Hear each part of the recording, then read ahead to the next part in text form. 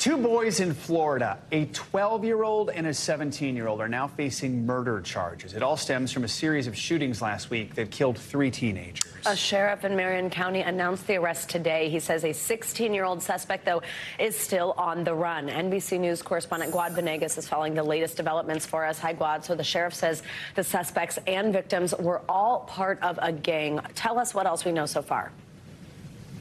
Savannah, Joe, we learned some details this morning when the sheriff announced they had detained those 2 minors. And as you mentioned, there's still a 16-year-old suspect that has not been detained.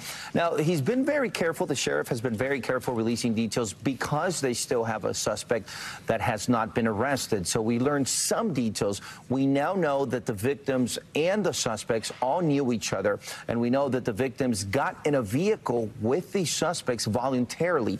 This is the same vehicle where that 3rd victim was found.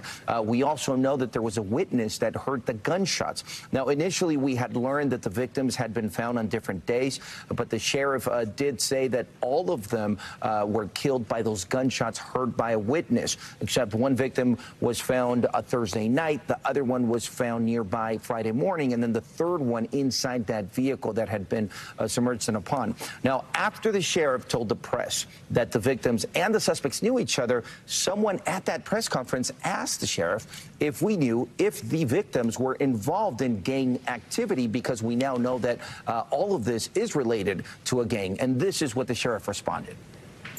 What do you think they were doing? They're associated with a gang. And I've told some of y'all in interviews, gangs don't go to church on Sunday and then preach the gospel for the next 6 days.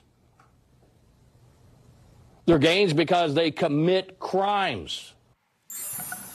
Now, it isn't clear what the victims were doing specifically. The sheriff used the word they were associated to the individuals, to the suspects. So there's still more details to be learned. The sheriff said they would share those details once they detain that 3rd suspect. Guad, do authorities have any idea how these kids got the guns that were used in the shootings? Joe, when we first learned about the suspects that the police was looking for, or that there were suspects they were looking for, the sheriff made reference to the gang, calling it a hybrid gang, and then he said it was a wannabe gang.